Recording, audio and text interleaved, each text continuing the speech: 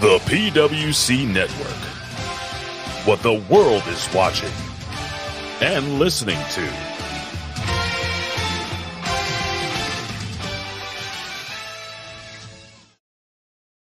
سبحان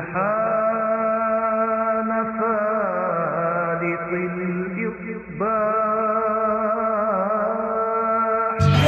Allahu Akbar! Ding dong. Hello? Yes, that's right, infidels. You found us here, channelattitude.com, Hameen Media Group, where you get the most real talk, the best reviews of all your favorite wrestling shows from AEW and WWE, Impact, and more, because we're going to break it all down with the best staff in professional wrestling at HMG. So you don't need to go anywhere else, because there's no 5 stars here. There's only $5 face slaps, infidel. Allahu Akbar! So sign up today, channelattitude.com, Hameen Media Group, and join the Hameen Army for the most real talk in professional wrestling. YOLO!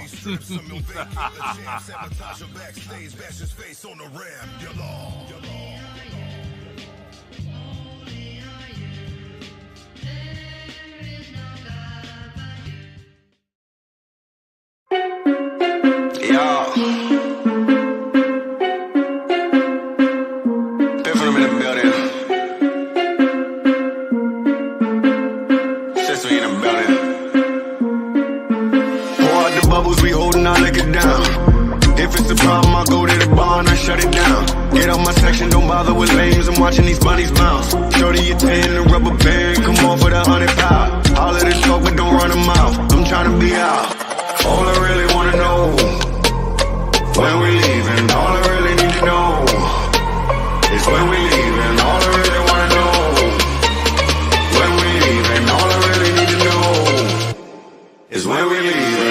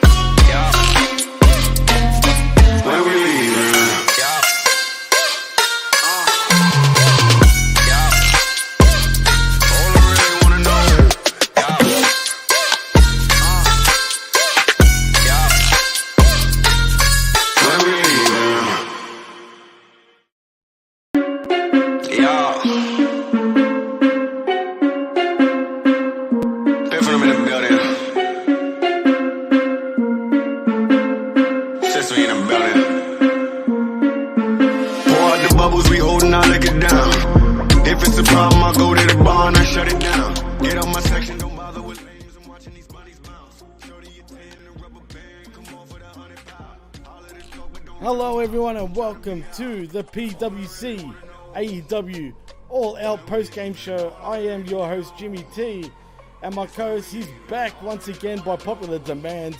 Mikey, what the hell's going on? And welcome back to the PWC. And are you all in for All Out? Thank you very much, Jimmy. Nice to see you again. How you doing? I guess I'm halfway in and halfway out. You're doing I the guess hokey that's pokey? well. I guess that's not a good thing if she's not, expecting it fully to be half in.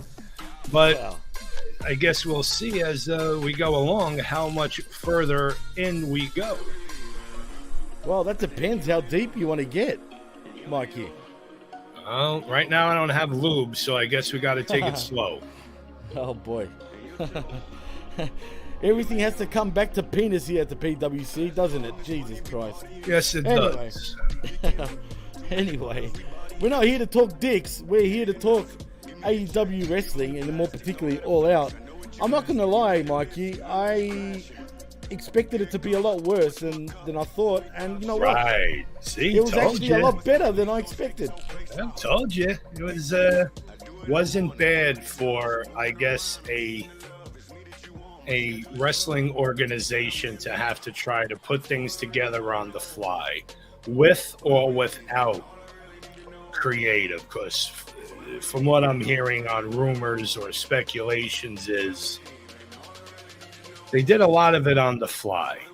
They let the veterans do what they wanted to do. Guess what? It worked. Now, question is, can they continue that with Collision?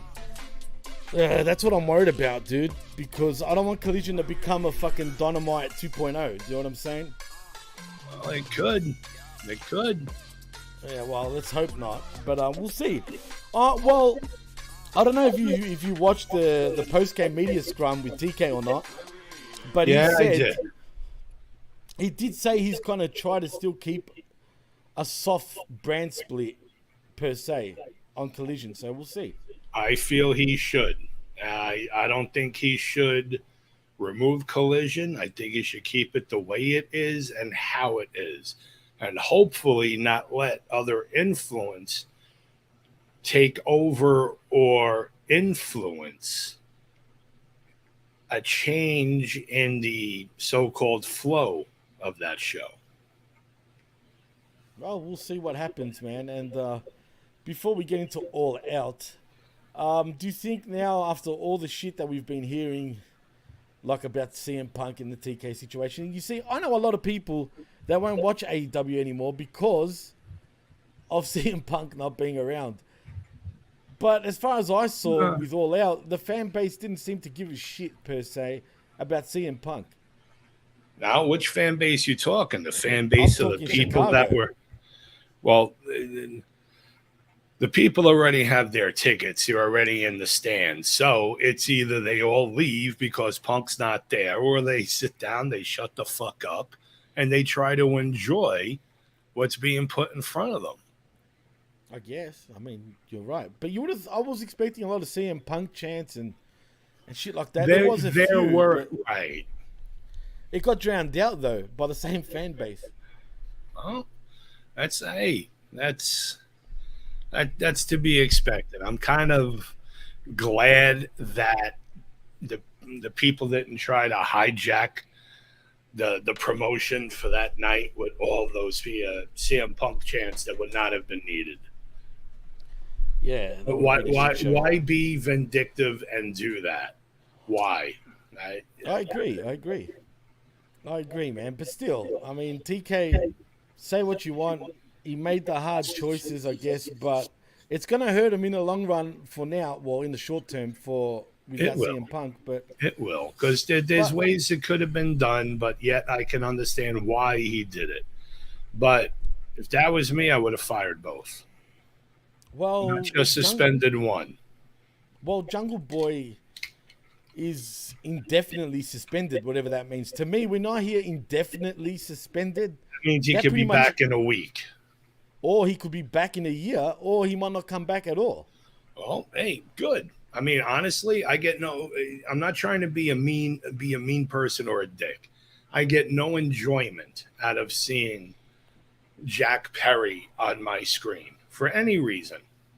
Right. I didn't even enjoy his father in 90210. I mean, so Jack Perry is the entertainer or the wrestler does nothing for me. But I would have fired him. Saying that he's suspended indefinitely is just to appease the people that are pissed off over CM Punk, I feel. No, there's something to it, man, for sure. Yeah, I would have got rid of them both. Well, Mikey, let's get into All Out, shall we? Because let's start in the 0 hour.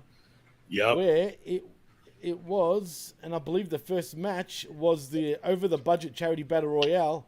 Now, I didn't watch the pre-show, so I'm just going to say that right now. So there's nothing really for me to say. So if you want to say anything, go for it. But Hangman Adam Page does win the Over the Budget Charity Battle Royal, and apparently the winner gets to give 50 grand to charity of their choice. Apparently.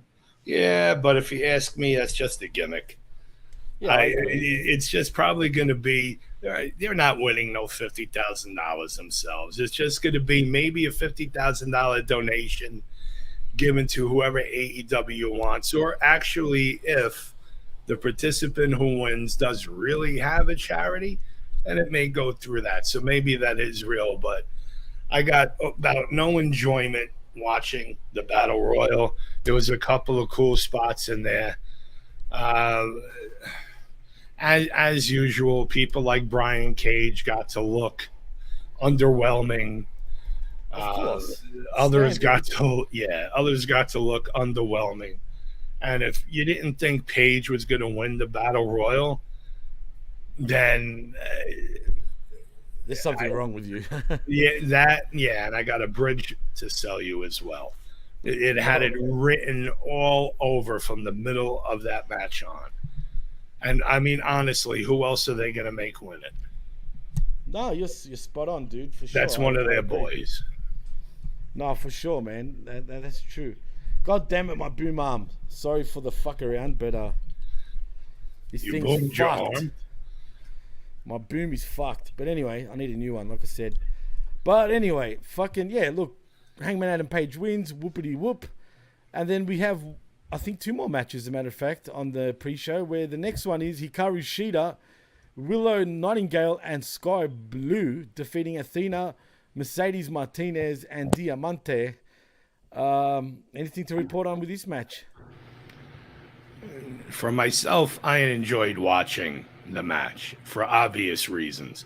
And no, it wasn't just Sky Blue's ass. I mean, that's a given. It's okay, but the winner was the cameraman with most of the angles. But seeing Martinez in an actual match, that I enjoyed, because I enjoy watching her as a wrestler. Willow, Sky Blue, the others, I honestly don't even care about. If you ask me, it was a filler just to have women on it. It didn't need to be on that card, only because of Sky Blue. I agree. Liz, what's crack-a-lackin'? She's in the house, and she says Perry should be fired too. If you're going to make a point, make a point. I agree. Fuck that little pipsqueak in Jack Perry. Do you agree, Mikey? Should Perry be fucking flicked? I agree. I said it earlier. Fire them both. And like Breno also says, thank you for joining us once again, straight from Ireland. But he says, what value does Jungle Jack really add to the company? Really, he adds nothing. He doesn't really add any value. The only thing that's noted of him is who his father is. The kid was known to be around wrestling matches as a kid, just like Tony Khan was. The only difference is Luke Perry paid for Jungle Boy's training in California. That's it. From there, he went to an indie and then right into AEW. That's his whole career. The Comic King is also in the house and says, Jimmy, you're out of all sorts like the AEW locker room. What do you mean by that, dude? Please tell me so I know, because I have no idea what you mean. But anyway, he also says that Mercedes Martinez is one of the best workers, male or female, in the business today. Tell me when I'm telling lies. I wouldn't say one of the best, including all the males, but definitely one of the best females for sure. But I can't get out of my head, Mikey, when Xia Li knocked her out in a shoot, like legitly, with that fucking kick that she does, that roundhouse kick. Yeah. That really fucking, that was a killer blow, bro. But yeah. Anyway. It is what it is. Some blows are lethal. Some blows are. The next match was the Acclaimed with Dennis Rodman defeating Jeff Jarrett, Satnam Singh, and Jay Lethal. I'm actually I wish I watched this match. No, you don't. And reasons. it wasn't a match. Okay, I don't know what happened. So It was a promo. Dennis Rodman came outside. Right. He doesn't look bad for 62, but he don't look good for 62 either. So as soon as he had the mic, he was like, "Oh, I haven't been here in a while." Music interrupts him. Jay Lethal, Jarrett, and the rest of the clique come out. That's all it is. They have a little bit of a match. Nope, they have a little banter back and forth. Right. Jarrett's trying to get Rodman to join with them and giving them reasons why, such as Singh is a good basketball player like you. No, he's not. Sanjay wants world peace like you. And then he said, "Oh, my wife looks just as good as in dress like you used to." So that was funny. That was a great Yeah. Wait, did he repeat all that shit again like on Collision? I have no idea. I don't think so. Because this was just for that pay-per-view. I don't know. No, because Jarrett said the same thing on Collision. Exactly the same thing. Oh, maybe he did. I don't know. I just know what I heard on the pay-per-view. That's all I remember. I don't remember Collision. Are you sure he did say that? He said those words again. But the pay-per-view was just this past Sunday, and Collision was Saturday. Right. No, because I'm telling you, what you just said was word for word the exact same promo from Collision. Well, then maybe they knew what they were going to say. I don't know. If that's the case, it gave everything away. But after that, I guess you could say Acclaimed Gunn came to the ring and said, "You know what? We'll challenge you." That's basically it. Trios titles. And the Acclaim win, right? Obviously. Oh, yeah. Everybody loves the Acclaim, right? Right, Mikey, including you. I mean, I do like the Acclaimed. I've liked Cassidy since he was starting out on the Indies in New York Me and too. New Jersey. So did I. He's actually very talented. No, and I agree. Really so is Bowens too. And I like how they are getting the push that they are, regardless of the scissor shit. I mean, but yeah, the scissor stuff and Billy Gunn is what's heightening them right now, as far as a gimmick, something to do with the merch and everything else. So it's working out good for the Acclaimed. Todd says, yeah, but where has Xia Li been? I agree. Wasn't she supposed to be part of fucking Damage Control? Remember that? But that went nowhere. I have no clue. I just know I love her chest. And Team TNA, total non-stop annoyances. Perfect, Todd. Perfect. Anyway, well, let's get into the All-Out proper now because, where are we? The first matchup of the evening is the Beaver Boys. You see what I did there? In Alex Reynolds and John Silver versus Better Than You, Bebe in Adam Cole and Maxwell Jacob Freeman for the Ring of Honor World Tag Team Championships. Now, like I said, I'm not going to go blow for blow, but this match probably went for a little too long, but nevertheless... It was entirely too long. And there was a reason. I mean, great. They won a fucking battle royal prior, somehow, someday, somewhere, for this match. If it wasn't for that, I don't even remember when that there was. would be no fucking reason for this to take place. Nothing. I agree. No, there wasn't. There was no reason, but the kangaroo kick, fucking hell, man. The thing is, it's ridiculous, let's be honest. It's fucking stupid. Damn it, but it's fucking over. It's over because it is that stupid. Because he makes that little rat face fucking noise. Yeah. He does a rat, exactly. That's not a fucking kangaroo. He does a fucking rat. You know what it is? It's Feifel fucking Mouskowitz from American Tail. Oh, man. I don't know, but that's... Maxwell, if you're listening to this, which I'm sure you're not, but if you are, it's not a fucking kangaroo what you're doing. You're doing a fucking rat, dude. Heck, you're but Max, if you ever do hear this, we do love you, and You're one of the only other people from Creator Pro that has actually made something of themselves and absorbed a lot of knowledge on the indies. Other than that, go fuck yourself. Yeah, go fuck yourself, Drew. But no, but with that match, I mean, even in the promo, there was no reason why Reynolds had to say, "Oh yeah, you know, I trained them." That just made him look like a fucking dunce. Why? Because Max became world champion and Reynolds became what we call in Italian a fucking shimunido. A piece of shit. Piece of shit. That's what literally it's what he's been so far in the even okay, great. He's getting a check, he's working, he's doing well, he's alive, he's breathing oxygen. Fantastic. But what is he doing in wrestling? Nothing really. I mean, why even say that? It made him look stupid. Yeah, but it's over, and that's all that matters, man, to him, I guess. But anyway, Todd wants to know, do you think the Acclaim and Daddy Ass have jumped the shark? I'm more of a Bowens fan, but maybe it's gotten a little stale. It has gotten a little stale, actually, Todd, as a matter of fact. Now, me and Chris, I'm sure you would know this because you've been a long-time listener of us. But, you know, we've been praising the Acclaimed long before anyone else was even praising the Acclaimed. But now, I just feel like, yeah, they have jumped the shark. A little bit they have.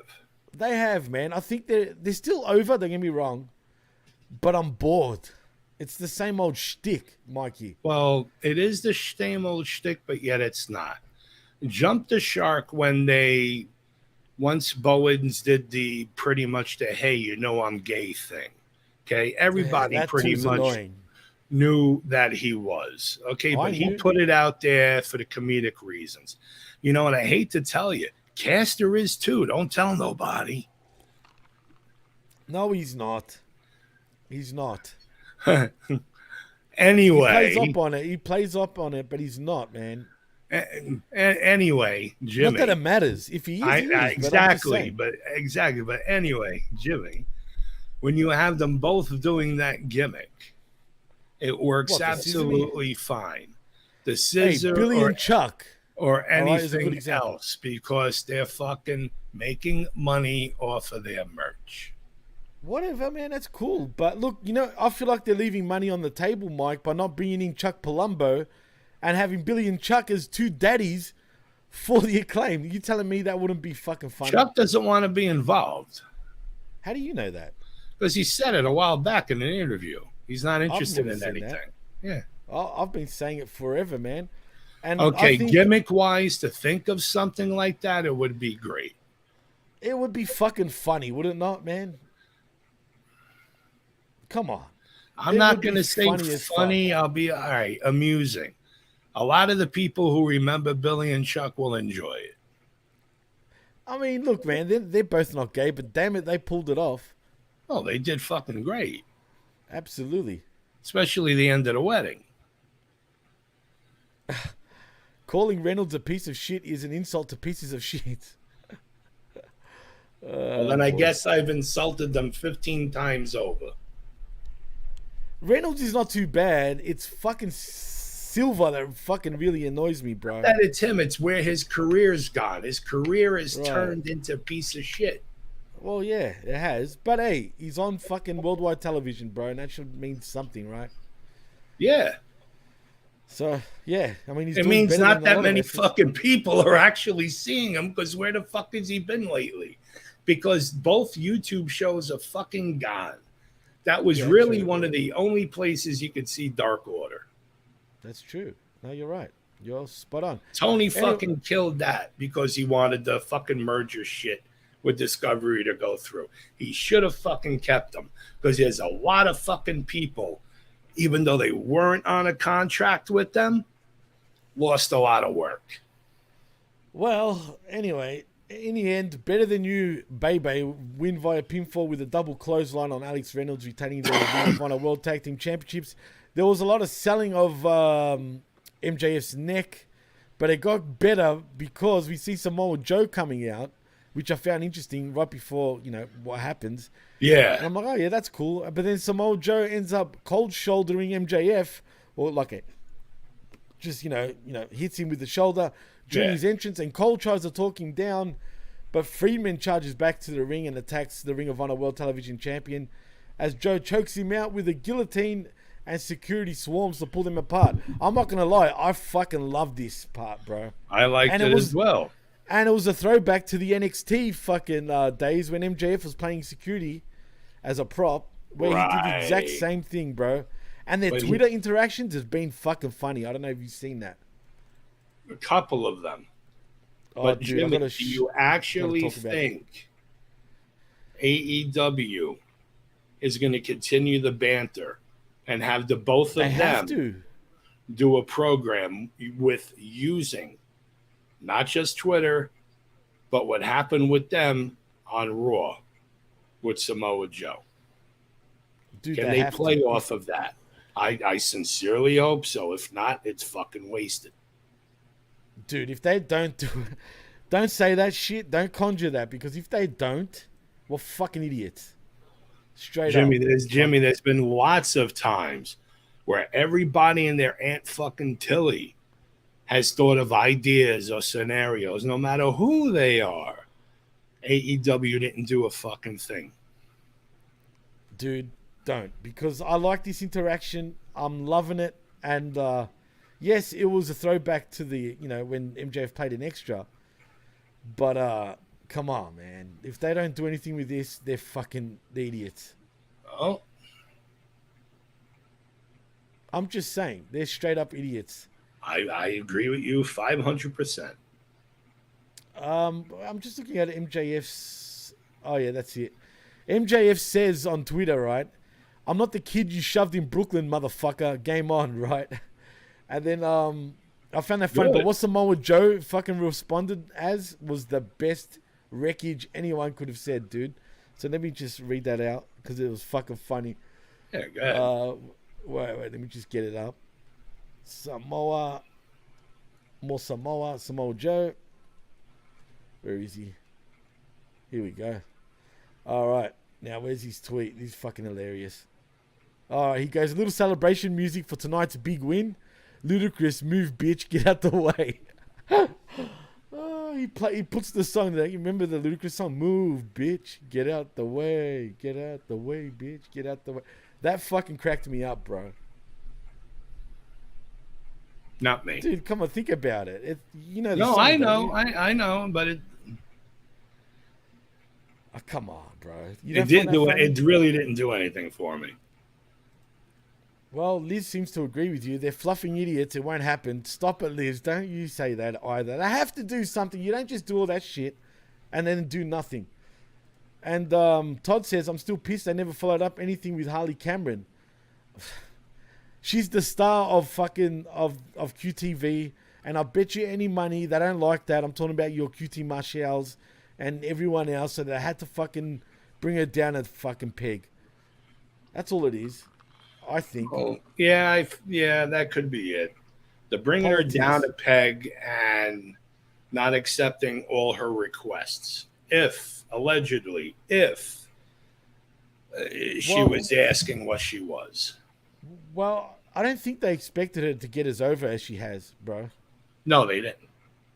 So, and that's the issue. And anyway. But that's okay then if she gets over. The problem is, not the problem, the situation is, what do you do with her? Because now it's been a while. You haven't seen anything of Morrison or anybody lately either. Who? Yanni TV? Who? I said Yanni. Giovanni TV. Johnny TV. Oh, right. Well, what are they going to do with him? They don't even know what to do with him, bro. That's exactly what I was saying. So why bring him in the first place? Because they had Talia. Whatever. And he was an open signing. There wasn't even a real contract. I think it was appearance based. He did sign. No, but then he ended up signing. I've seen the All Elite. Yeah, but it's not an Johnny's actual. Yes, Johnny could be All Elite, but for how many dates? Nah, he signed a contract more than a year. I know that. Believe me. Right. He did. The only one that hasn't signed the contract, believe it or not, is Big Bill. Who? Big Bill. William Morrissey. Big Cass. Yes, but you have to remember, there's the type of contracts you said you seen were signed or whoever with Morrison. Then there's a type of contracts where they're appearances only, like a handshake deal on paper. Right, that's Big Bill. Right. And many of them, like Big Bill and AEW, have those.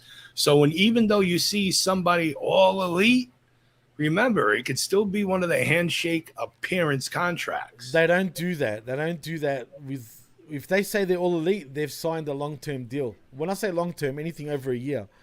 Like for example. Okay, I'll give you that. Okay, I'll give you that, and with appearances, so I'll agree. Okay. That's true because what's her name? Didn't Sky Blue only recently sign with AEW like a few weeks ago? But she's been on AEW television for over a year. Oh yeah, yeah. But she became all elite. Yes, unfortunately. Wow. Unfortunately, it doesn't matter. But Samoa Joe does win via submission with a coquina clutch, retaining his Ring of Honor World Television Championship. What do you think of the matchup, though, Mikey? Rushed. These two just don't gel, dude. I feel. I mean, I know Shane Taylor, man, he's great and all that, but it's not that they didn't. All right, I see what you mean, but it's not that they didn't. Well, all right, maybe they didn't gel, but I feel if they would have had more time to work the program, but it was extremely rushed. Something like this needed at least 4 weeks of a build-up. Get to know who Shane Taylor is, mostly through vignettes.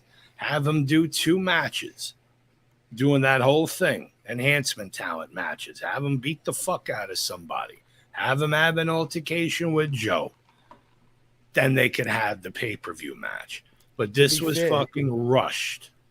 Well, to be fair, I haven't been watching Ring of Honor, so as far as we know, there could have been some sort of shit going on there. There really wasn't. There wasn't? I'm not sure. Like I said, I haven't been watching Ring of Honor to know. But, yeah, the Comic King agrees with you. Couldn't agree more, Mike. Yeah. And I know Todd, I think, from what I remember, he enjoys Ring of Honor. I mean, for somebody like Shane fucking Taylor, I mean, and if you look 2-3 years back, he's lost more weight. Yeah, he's slimming down. He looks fucking fantastic. He's moving better. He's looking. And I'm going to say it like this. Moving better, looking faster. Not the other way around. Sure. Right. But he also says he's biased because he's a Shane Taylor fan. All right. And that's the thing. There you go. A lot of our boys, like Jargo, is good friends with Shane Taylor in real life, for example. So, but I'm going to go off the shelf. Put bias aside. Right. And like I said, I've got close friends that are friends with him personally. But is he really, for AEW television? For AEW, he could be. But it has to be a worthwhile transition. They have to push him as a monster because really his look is kind of weird. Let's be real here, bro. His look is kind of weird because he's not 440-something pounds anymore. It's when he the came waist in, area too. He looks because he proportioned a bit. So am I. Same with me. Oh, well. Because when you lose a lot of weight, you're gonna get that. Especially when you lose a lot of weight, you're working on your upper body, and then the rest of you turns into a bag of fucking wet butter. Right, but look at Joe. Joe's body, even though it's nothing special, it kind of suits him though. It's a typical Samoan body too, to be honest.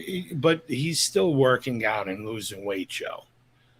He hasn't lost weight. He's put on weight, though, I think. No, he's lost weight, put on muscle. You can tell. No you can way. No. Dude, you compare him to when he left WWE. Nah, WWE, he was a lot slimmer, bro. Yeah. And now he's put on muscle, but he's still losing fat. I don't think he's put on much muscle, dude. I think he's lost muscle. All right, semantics aside, for Shane Taylor. But that bothers me, though. I'm talking Joe now. I'm talking about Samoa Joe, not Shane Taylor. I know, I understand, but both of them are big men. As far as Shane Taylor, it has to be a good transition. They haven't done that either way. They just threw him in with Joe. Of course, people are not going to know who the fuck he is. Some will, not a lot. This match, I feel, should not have. It was only like maybe 11 minutes. I felt it could have gone more. About 15 minutes. It's a bit too long, bro. Well, for an average fan, yes, considering the type of match it was. Okay. I'm not going to go into the styling of the match because we'll be here. I know. We'll be here forever. I feel never look at it like that, Mikey. Never look at it like that. Right. It should have ended in a countdown. Why though? And for Joe to win via countdown? To spawn Shane Taylor. I personally would have had Taylor win this damn belt and then have Joe just on AEW, man. Well, that's what I would want to do. But then if they do that, people don't know who Taylor is, and they're not going to fucking watch the ROH, whoever they have summing to their fucking YouTube. They're not even watching it now, bro. Dude, they're paying for it on YouTube. I know. On a club. Through YouTube as well. I don't know about YouTube, but yeah. Whatever it is, it's on a club, and they have to have somebody there notable for somebody to pay to watch, and that's bro. Joe. You think people are paying for that shit? TK won't even talk about the numbers, dude. For on a club, yes, he has much. It doesn't matter. He has paid members. It's gonna be an utter failure, and I mean badly, bro. Regardless of that. They still need somebody of a champ to be on there for whoever wants to watch it. He needs to kill off that damn company. It's done. It's dusted. That's it, man. No one cares. The only reason why it's the way it is because Discovery didn't want Ring of Honor. That's the only reason why. Why would they want fucking Ring of Honor, dude? They can't even get $1 million. I know. Right, yeah. I'm agreeing with you, but I'm saying, like, why would they want Ring of Honor? So, fuck that, man. Like, I just don't see how it's going to be viable by him keeping that damn thing going. If he would put it on a different streamings, if he would just put it on Fight, you could have that as a separent brand. And it failed. Bro. Well, he didn't have the right people behind to do it. But anyway. You would love it on Fight TV, bro. But even Fight TV don't want it. Fight TV doesn't want a lot of things.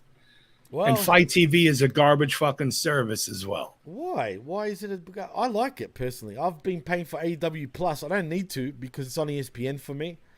But for me to watch Collision, because Collision is not on my fucking cable provider, I have to watch it through Fight. And on the Fight feeds, you get no commercials, dude. You only get very minimal. Yeah, but you still get everything. That. Yeah, but all you get is that 5-minute fucking blank screen. Sometimes that's rare. Like it only happens like once or twice throughout the whole show. But when it's picture in picture, it's not picture in picture. You still hear the commentating, and on some commercials, it actually just keeps going on. And originally, when Dynamite first started, I had to watch it through Fight TV before my cable provider got it. And dude, they will continue on after the show finishes for a good 10 minutes. So you would see extras, but it's not like that anymore, unfortunately. Liz says, at the end of the day, he doesn't have to disclose anything because it's a private company, which is why I take any of his claims about numbers with a grain of salt. I agree with you, and I totally know that, Liz. Look, for example, Liz. Right. On the media scrum, he said there was over 100,000 buys for All Out. I call bullshit. Like, straight up bullshit. You know what I mean? And Todd says, I'm not sure how Ring of Honor would stay viable, but with Dark Elevation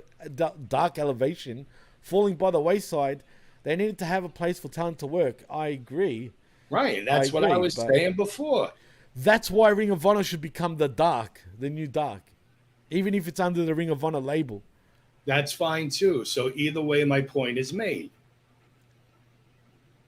Well, whatever. Each to their own. Anyway, let's move on.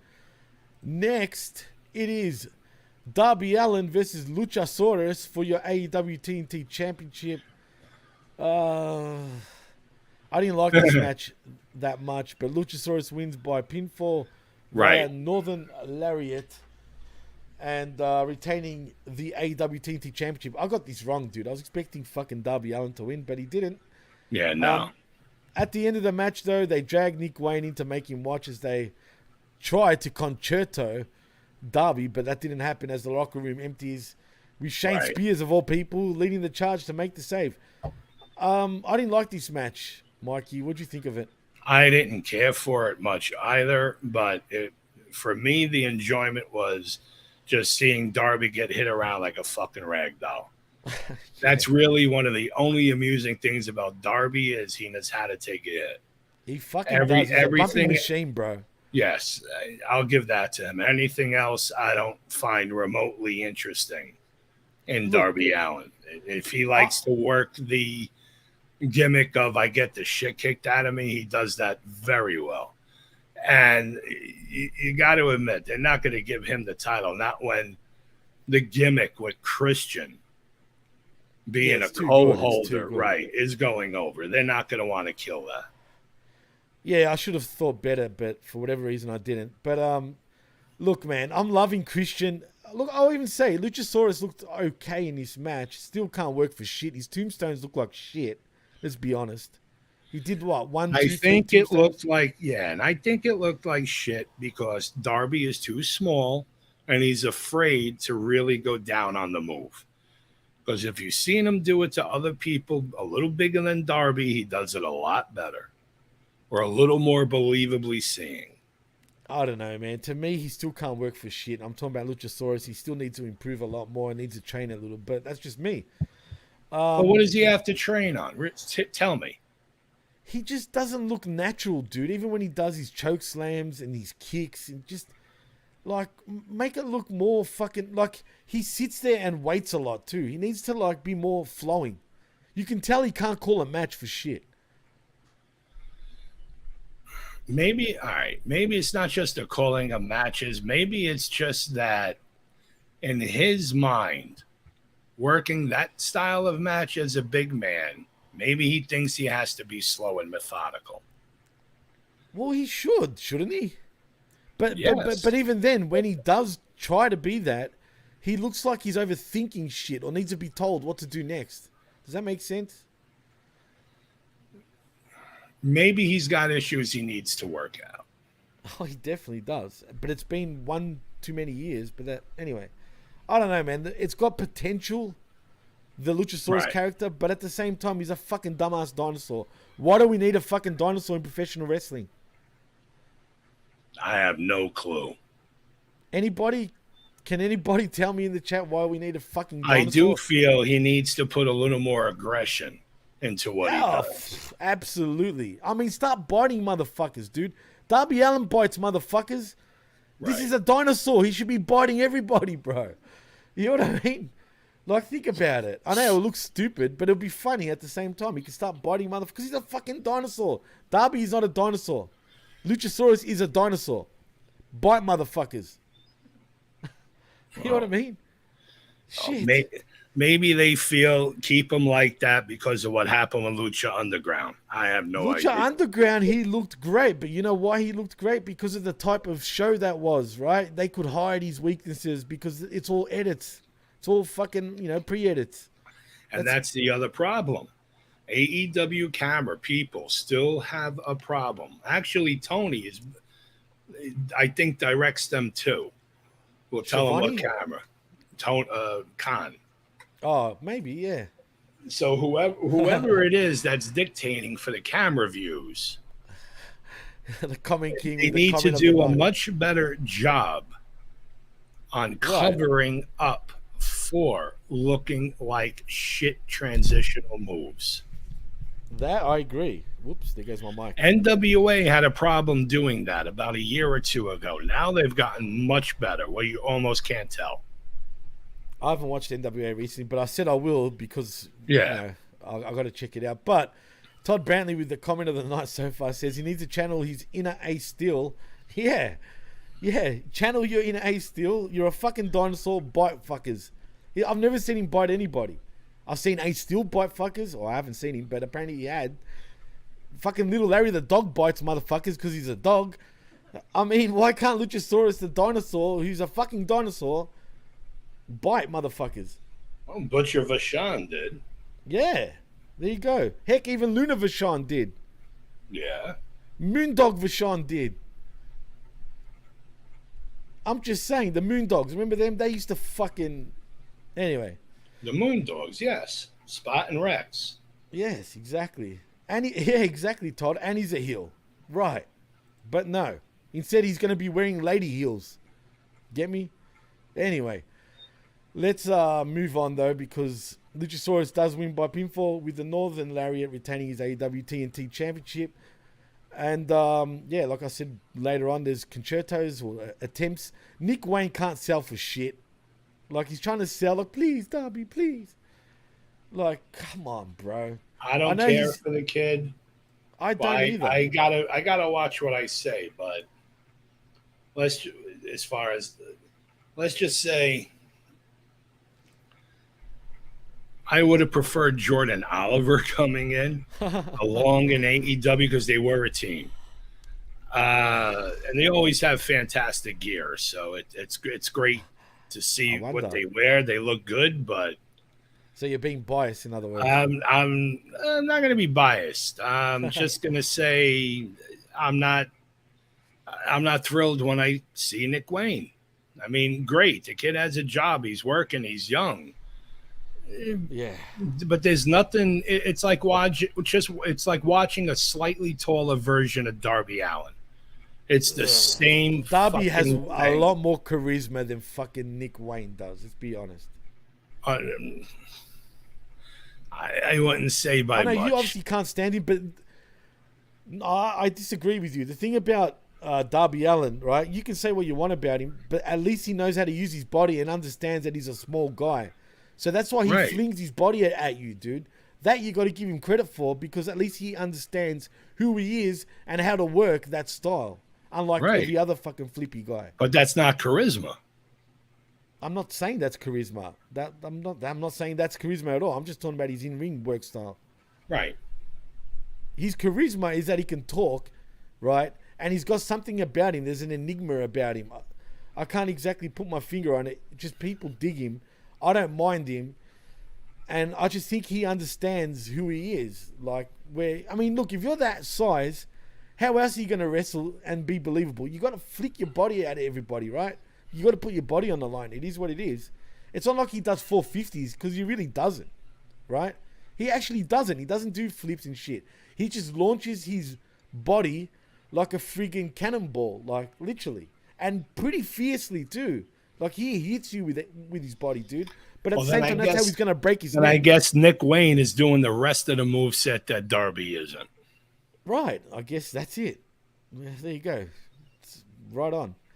And that's why I'm not amused. I was not a fan of him, kid, at all from when he first started. Sorry. I liked him in what do you call it? Oh my god, Evo. Fucking what's it called, bro? Where Darby was from, dude. The fucking some reason. Evolve. Evolve. That's it. I actually liked him from there. Kind of like a new Jeff Hardy. Yeah, I've said that all along, and he is. He's the second coming of Jeff Hardy for real, man. You know what I mean? He really is. It's true. But even his style is different to Jeff's, though. Well, as long as he doesn't do his druggy dance, then I don't think he's not continue to watch. And I can't believe him and Gigi Dolan were married, dude. When I see Gigi Dolan, I think of friggin' her period and the, you know what I'm talking about, right? Yeah. Her pad fucking throwing head tie. Yeah, fuck that shit. Anyway, next. Yeah, that scarred me forever, dude. I was surprised WWE signed her after that. But like Liz says, except Jeff is 2 times the size, Darby's fun. So that's true also. You're right. You're right, Liz.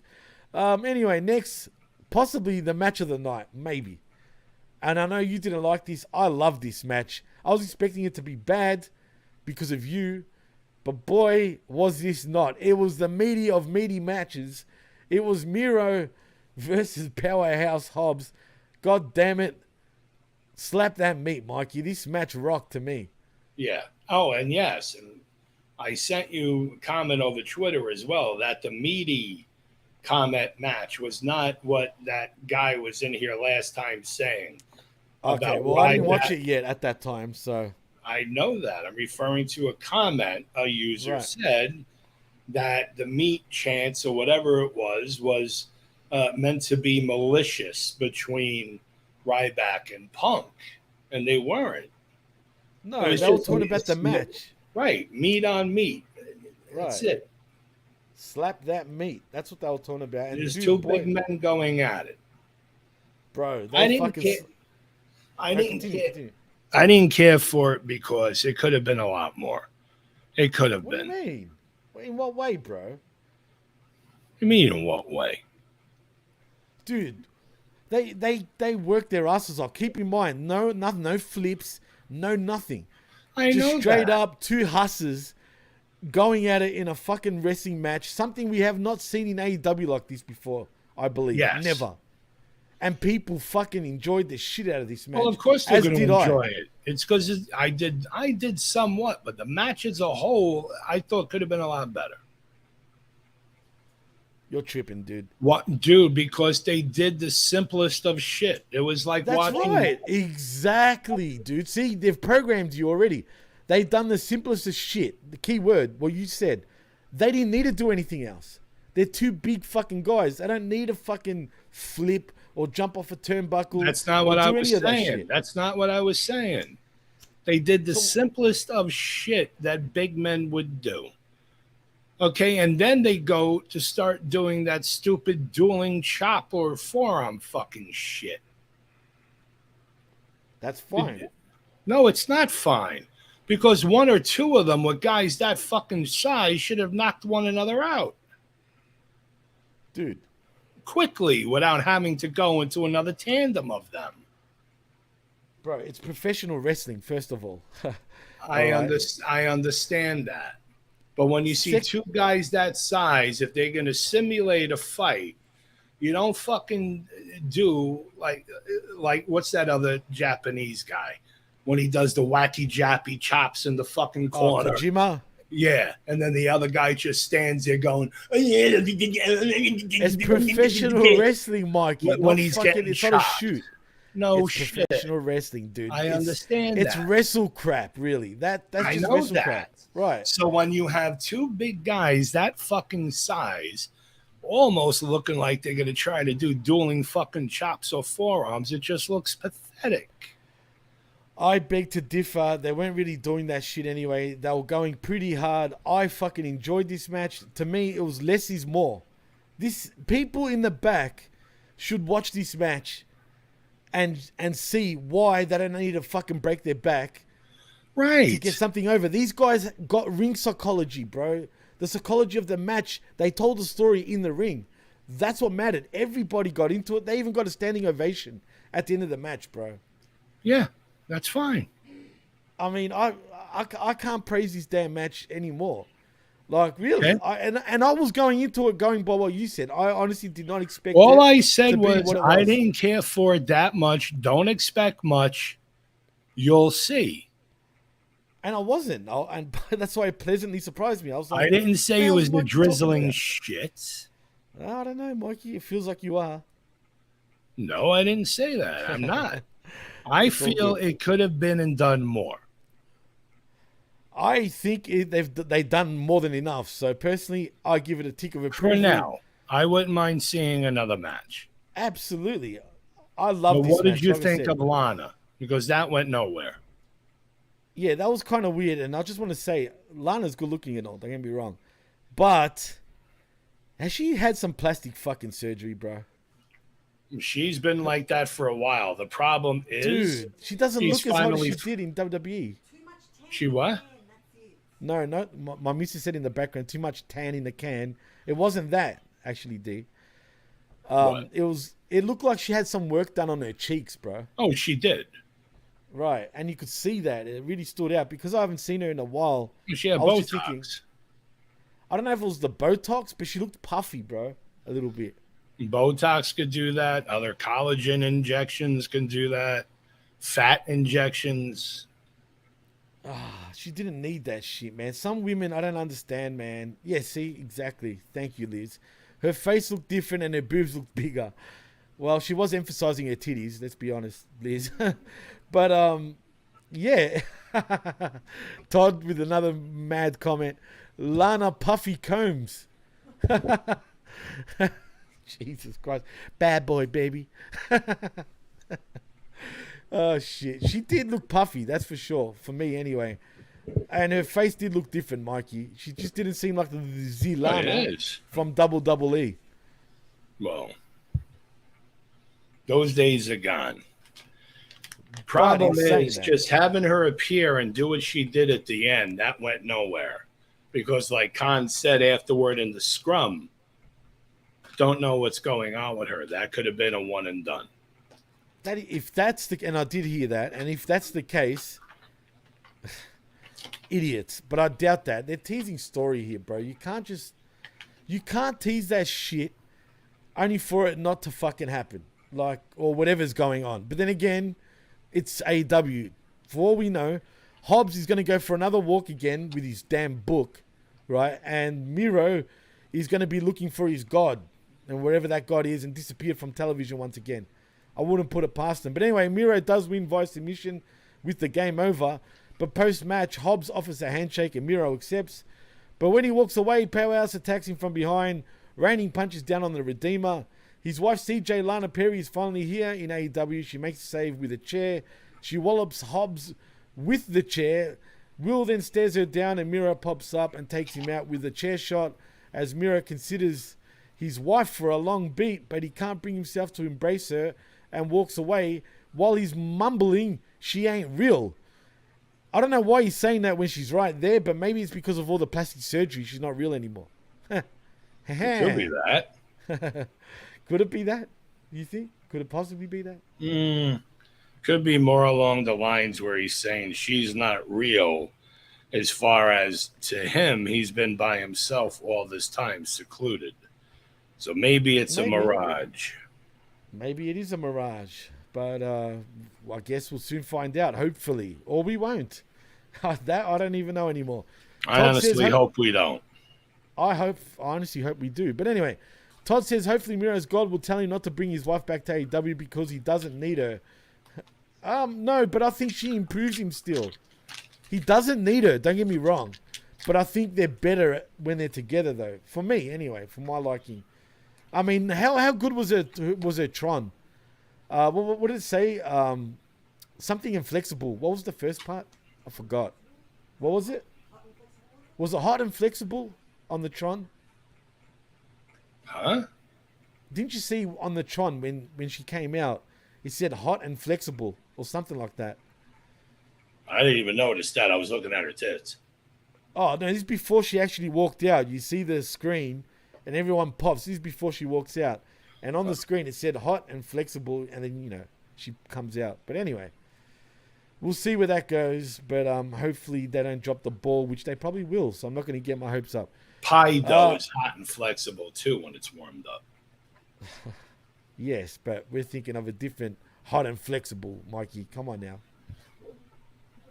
Not pies, damn it.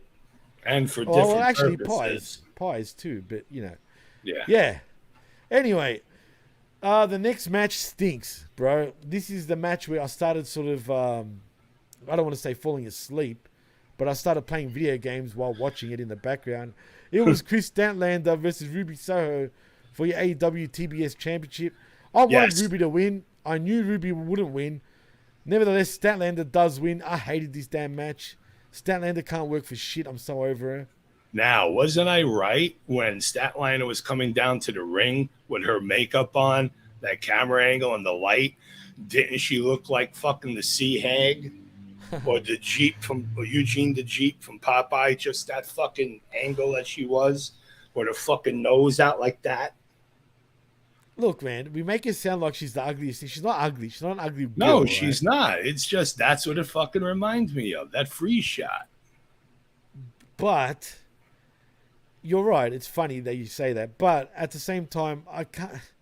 She's not ready to be a TBS champion, let alone be on TV every week, in my opinion. She still needs a lot of work to do in terms of her in-ring abilities and whatnot. And her fucking promos suck too, just quietly. Her promos are going to suck because it was obvious that promos were not an emphasis where she trained. Okay, but here's the worst part. That a wrestler such as herself will not want to seek help with promos because they're being told or think, oh, you're doing fine in every aspect. She should be out there getting help with her promos, with her in-ring ability. because obviously somebody feels that she is ready and fine for TV and as a champion. Well, No whoever's matter telling her what that, we they're lying. say, no matter what we say or anybody says, somebody feels she should be the champ. Unfortunately, it does not look good on television. Well, either that person that's telling her how great she is wants to get in her pants, or fucking, I have no idea why they would be saying that, bro.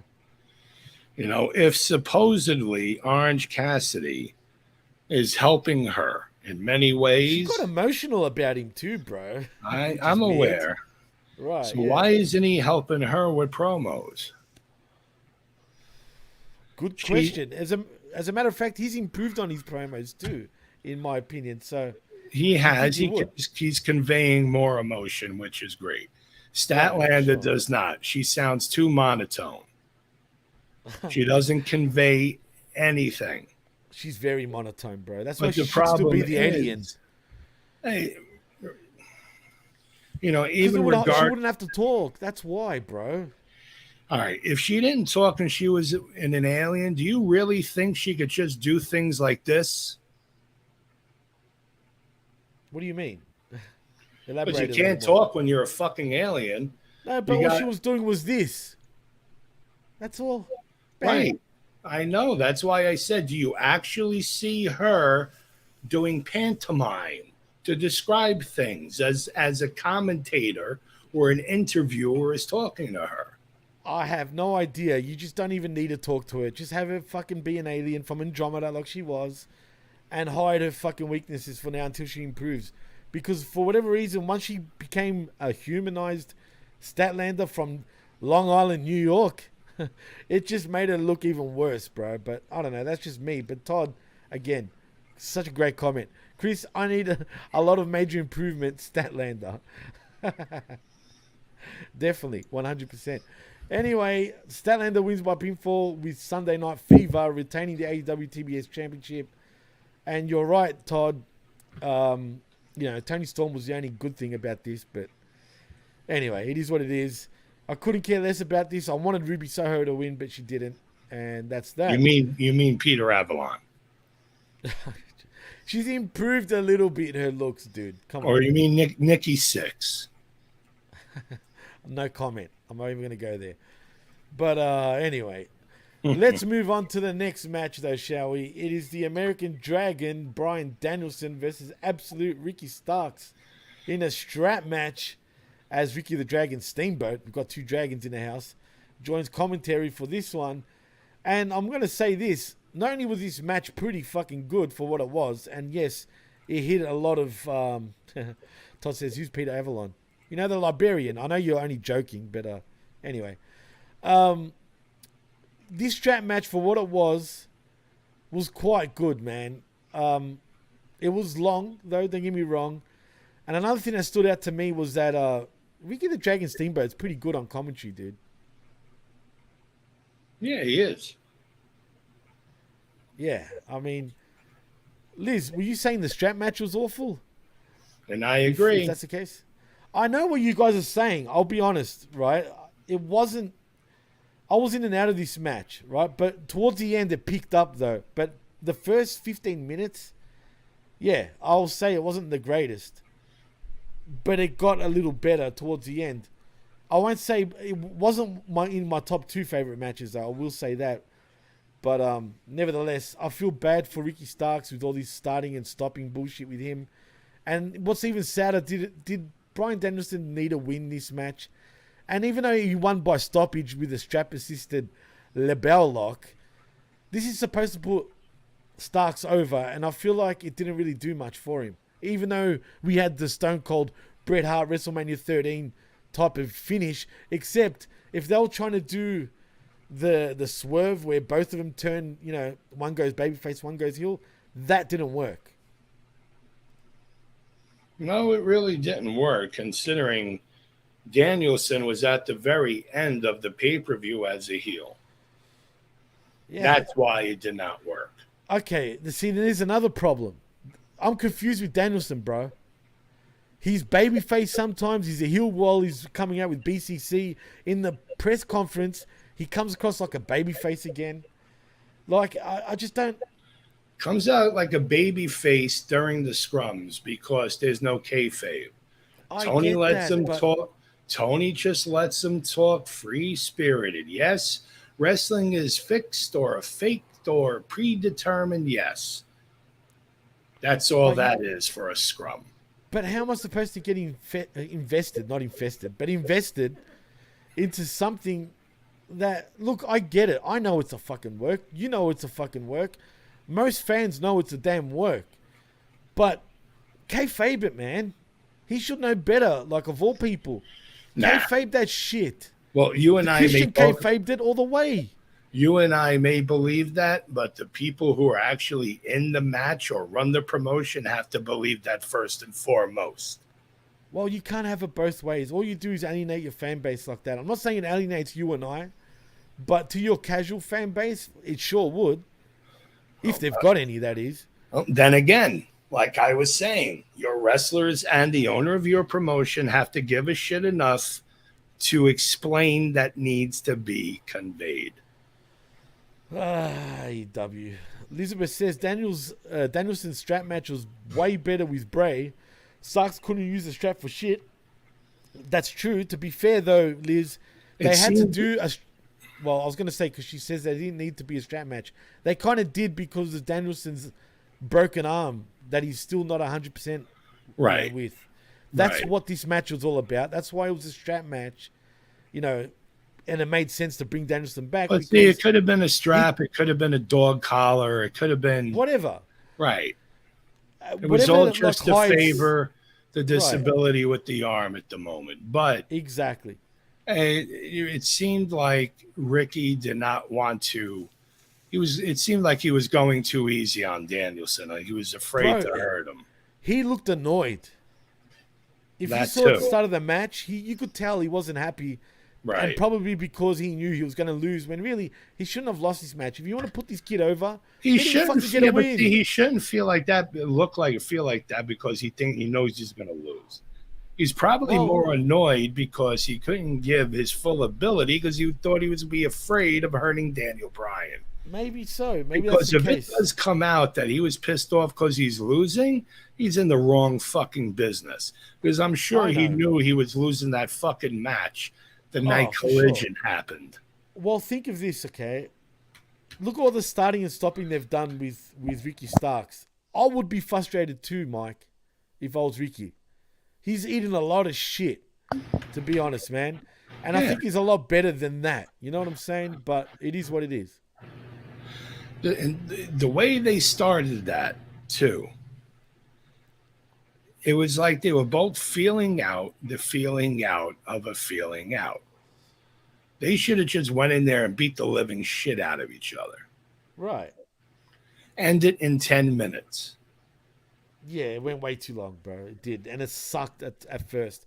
But Todd says it dragged at the beginning. Plus, they went into the match cold considering they had no heat because of Punk being gone and Danielson's status of whether or not he's a heel or a face all led to this not being better than what it could have been. You're right.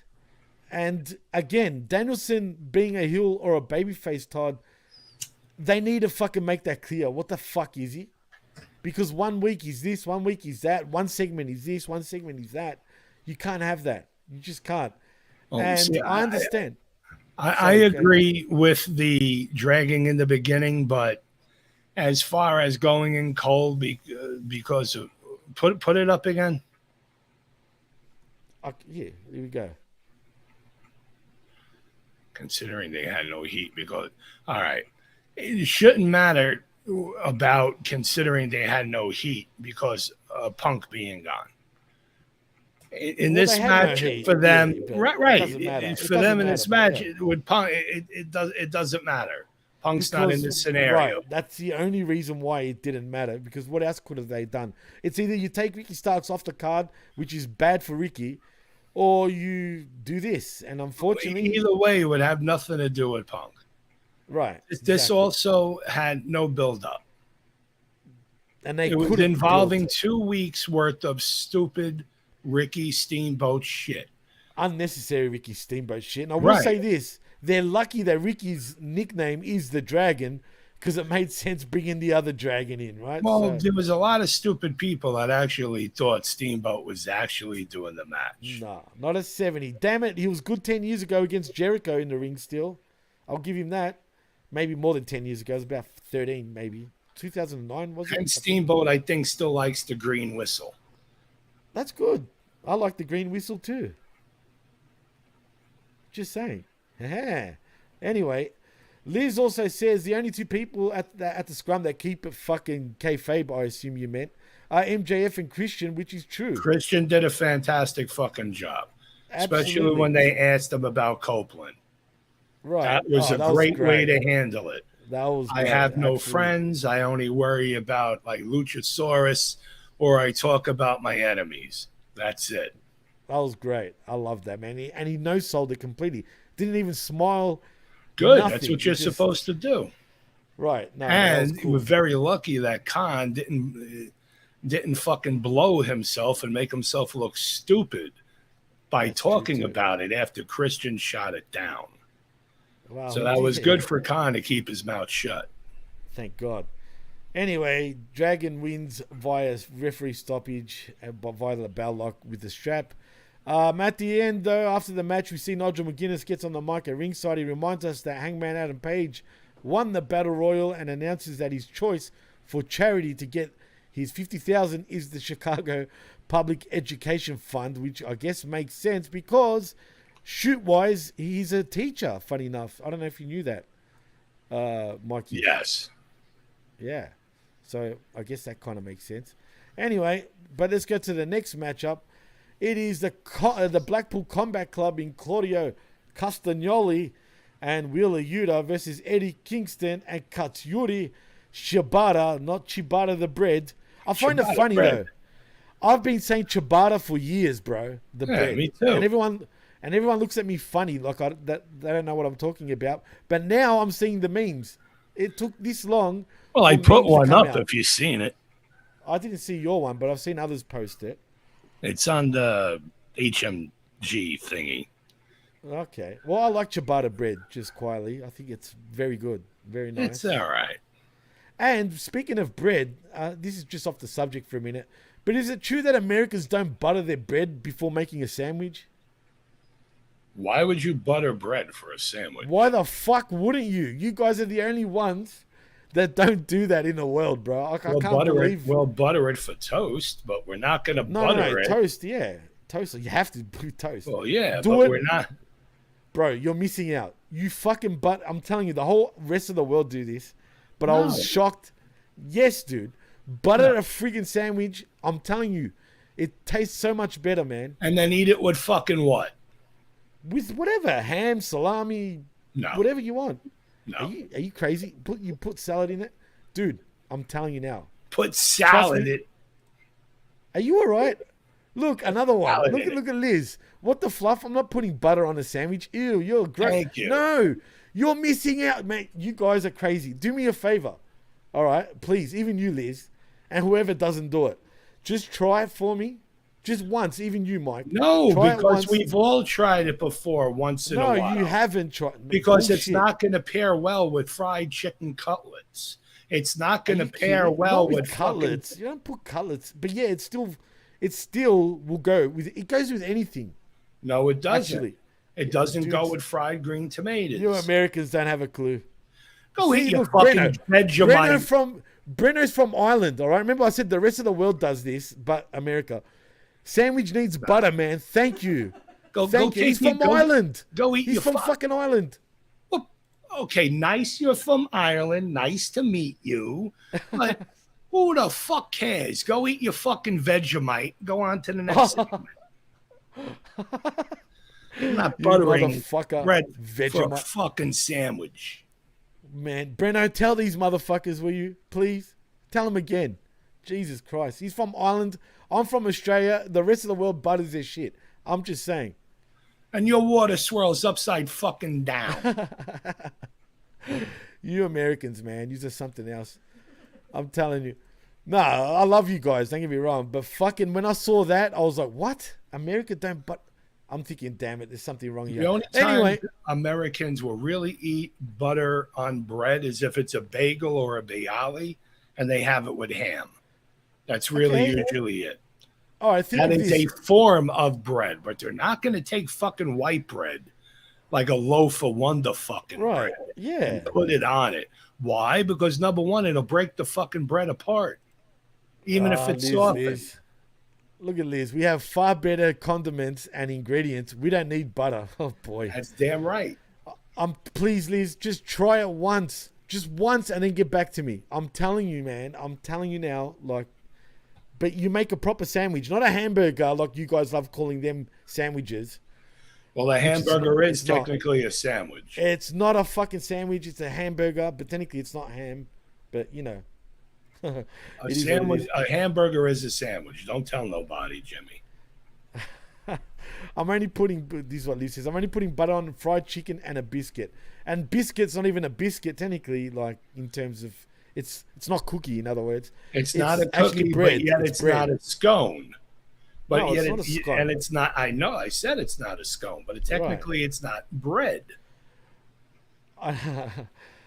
Oh my God. And Todd says, I'll tell you what's straight butter, Sky Blue's ass, because it's on a roll. Oh, shit. You guys are fucking Those awesome. are the only buns I wouldn't mind baby battering. Anyway, I can't get over this shit. This match, what can I say? This is another one that went a little too long for my liking. We saw a lot of back and forth. Very long. Castagnoli and the Kingston sort of element was kind of interesting. I thought Shibata looked actually pretty good in this, considering, if you know what I mean. He made Willa Yuta look like an idiot with his wrestling style, like just, you know, walking all over him essentially by, you know, just going into hold after hold after hold, and made Willa look like a fool. But other than that, the Blackpool Combat Club win by pinfall with a European uppercut from Castagnoli on Kingston. And hopefully we're done with this shit, because Kingston's full of shit. And that's it. What can I say? What can you say about this match? I was happy when it was over. Me too. I agree. Seriously, it's not because I don't want to talk about it. That was one of the matches I truly did not care for. It's great for it's great for the fans who enjoy those type of matches. I kind of do once in a while, but it's just because I didn't care for the two that were in the match, really.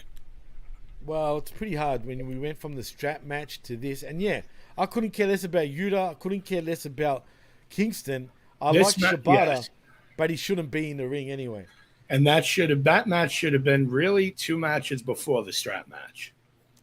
Yeah, he could have even started the match. I would have been cool with this match being the very first. It could have been an opener, or it should have been on the pre-show. Even that, I would have been cool with that. But main event to pre-show. Right. Well, anyway, it is what it is. I do want to see more interactions. Well, there goes my vape. I do want to see more interactions between Castagnoli and Shibata. Not fucking Kingston and Castagnoli. But you know what's funny? Castagnoli made Shibata look like a friggin' small fry. How big and tall did he look compared to Shibata? Well, Shibata is not that big anyway.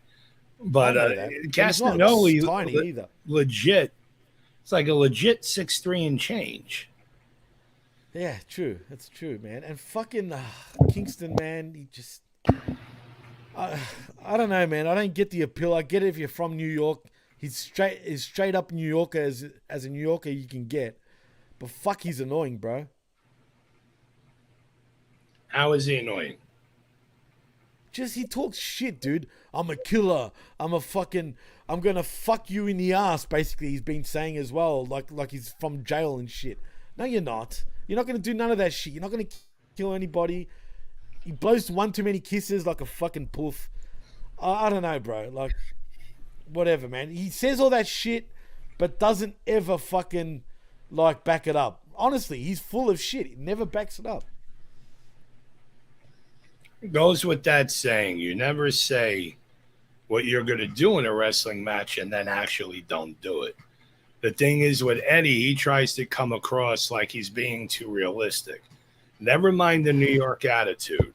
He's got straight New York attitude, bro. It's like never mind the New York attitude for this aspect. He's trying to come across realistic. Well, it just ain't doing it for me, man. When you don't have, or should I say when you only have really one type of a promo style that you do, right? It's fucking boring. Look, I'm not saying he's not a bad promo guy. He's actually quite good. He's just full of shit. It's just repetitive shit. Yeah, and if you've heard one Kingston promo, you've heard them all. They were almost the same. Right. I prefer when he kind of shoots on a person. Like what he said about Punk last year, if you remember. Yeah, but that was agreed upon. It was a work shoot, of course. Yeah, but still, it was agreed upon. But it's the nature of how it was done and what it was said. Those are different. Right. But when it's the typical Kingston promo, that's when it's boring and repetitive. I feel he should just change a little bit up. Change it up and just try to strive to maybe look better. Maybe it's time for a change up of gear. You calling him out hot? Enough is enough and it's time for a change. Well, that would be too good. But I would like to see a gear change on Eddie. Yeah, but instead apparently he's paying homage to Kawada. I don't care if he's paying homage to Toyota, fucking Hyundai, and Suzuki. or what is it? What? Isuzu? That's it. Isuzu. What was the other one? Suzuki. Subaru. That's Subaru it. as well. Subaru. That's it. Yeah. That's what I couldn't think of. Change congratulations, your gear. Mikey. Get a different butcher or get a different singlet to wear under your shorts. Or maybe he needs a full gear change. Nice one, Todd. Or maybe he should get his gear from Wrestling Gear at Quality Tights. Perhaps. Maybe he should. Right. Maybe Perhaps. He should do that. I just want to see Eddie getting a fresh new look. I don't Eddie care. Needs to chop his head off too, bro. Well, I don't care about his build or anything because why? He could still walk and run in a ring. Okay, his ability or anything aside, just freshen the look up. Freshen the look up, if there's such a thing. The dude needs a fucking stop wearing a wife beater, go to the fucking gym, and stop talking shit. All right, fucking Eddie. Just saying. Anyway, Blackpool Combat Club win anyway. So next though, this is another one. I'm tied between this or the meat match as the match of the night. But it is Kenny Omega versus Takeshita in I can't believe I got this wrong. But it was a grudge match, shall we say, Mikey. And boy, did this match have everything. We had one too many V-triggers from both men, let's be honest. One too many V-triggers. Nevertheless, it was still all right. We had Avalanche Blue Thunder Bombs. We had You Can't Escape. We had fucking Ripcord V-triggers. You name it, we had it in this match. Electric chairs, whatever. But anyway, to my surprise, Takeshita wins by pinfall via a running knee, or if you want to call it another V-trigger, whatever, and gets the win, which is a good thing because I felt like Takeshita really did need to get this win to build him up even more. But in saying that, that's Kenny now has lost 2 pay-per-view matches in a row. Surprisingly. So what? Well, I'm just saying. Oh, I understand what you're saying, but I'm saying, so what? He lost. What he do? So this was made, huh? So what do you think of the match? I was saying this was made for Takeshita to win. But as far as the match, that's why I'm going like this. When you're saying every single fucking move, I didn't say every single move. I just said V-trigger, a million V-triggers, basically. When you said every move that you said, okay, that's why I'm going like this. Why? Because what else are they going to do in that type of match for them? It was a video game match. Right, but that's exactly my point about the meaty match. Why they didn't have to do more, like in the first place, Right. and it still got over because It got fans over. don't There give was a lot of fuck. good moments and spots, but a lot of them, of course, were unnecessary because after 20 minutes of doing all those moves you said, that's when they really got into the false finishes. And that's another pet peeve I've got. Yeah. This match was the first match of the night, really. And maybe the only match, except for the main event, of course, that had near finish after near finish. I do feel like AEW is trying to cut down on the near finishes, because if you notice, there's a lot of matches now that are not doing as many near finishes as they usually do. But still, this match had one too many near finishes. But I can understand it. It's a kid against Kenny Omega, right? Kenny Omega is almost like the big boss for Takeshita, right? If he beats Kenny, it makes him. He becomes a made man. So I can understand Kenny kicking out of a lot of fucking near falls. But still, one too many for my liking, though. But still a great match, nevertheless. But then look at the chop exchange and the forearm exchange. The forearms, They're both from Japan, bro, in that sense. So I know that. But you would figure after one or two huge blows like that coming off of a move transition from a big move, you should have knocked the guy right the fuck out and then have a false finish instead of 13 before that. And then after that, there was still another 4 false finishes until the end. And I agree with you. You're right. But this is what we get now, Mike. This is professional wrestling in 2023. Unfortunately. We can bash it over and over, and we have. We've bashed this shit for fucking years. But it is what it is. So going by that shit, all we can do is repeat what we fucking hate. And I hate repeating myself over and over. So all that shit aside, it was a good match. But you're spot on. I agree with you. No doubt about it. That's it. Nothing more to say about this match, Mikey? I'm just happy that ended. Wow. Jeez. Well, Kenny loses, surprisingly. Takeshita wins. Takeshita wins. No, take a shit. Whatever. But still. Todd says Avalanche Blue Thunder Bomb would be a great name for a drink or a metal band. Sounds good for a drink. I don't know about a metal band, but still, I see it. I get it. Anyway, running knees galore. That's what wins the match. But next, we have the Bullet Club Gold in, or is it the Bang Bang Gang, in Austin Gunn and Colton Gunn. Gang Bang Gang. The Gang Bang Clan. This could be that too. And the Switchblade, Jay White and Rock Hard Juice Robinson versus FTR and Cash Wheeler and Dax Hardwood, or is it Cash Cashton and Dax Daxton, as we like to say it. And the Young Bucks in Matt and Matt Jackson. Oh, sorry, Mark and Mark Jackson. I refuse to say Nick, because they're both Marks. Get it? And, yeah. Well, the Bullet Club Gold win by pinfall with a lateral press from Colton Gunn onto Cash Cashton. And again, this match had probably one too many near falls. It was kind of all over the place. It was chaos. It was decent, but I've seen this type of match more than once already. And I was kind of in and out of this matchup. I won't lie, Mike. No. Okay. The only things I did enjoy, I'm not going to say when it was over. What I did enjoy is either Dax or Cash's interaction with White and Robinson. Right. Every other pairing you had for one-on-one in the ring, no matter who the two are, one from each side. Right. Those four were the best to watch. Move transitions between. Absolutely. Right. I agree. And it's not because I'm a Jay White fanboy. It's because I am.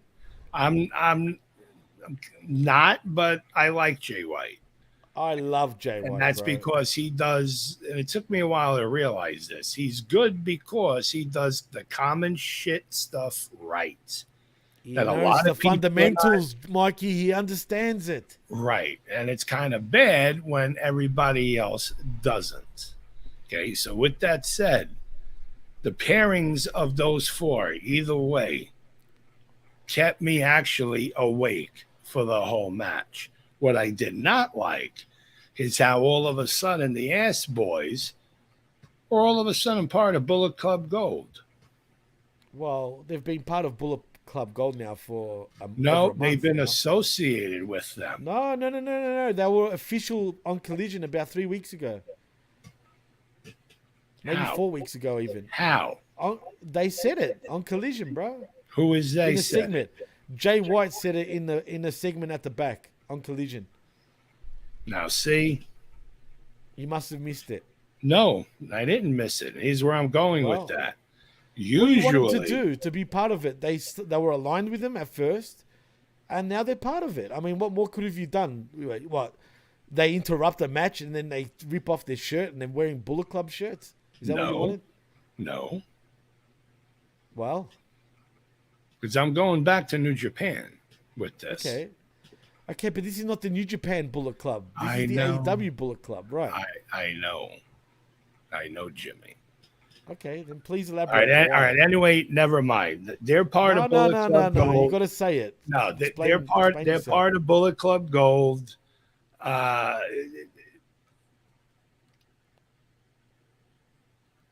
I think that the way they went and they got the pin, the last Yeah, it was uneventful. Definitely. right, yeah, Right. that was uneventful. The last 2 to 3 minutes, I would have liked to see a little more personable. Okay, because who were the ones that did the pinfall? Jay White on It Wheeler, was right? Colton. I think it was Colton Gunn on Colton Cashton. On who? Cashton. Cash Wheeler.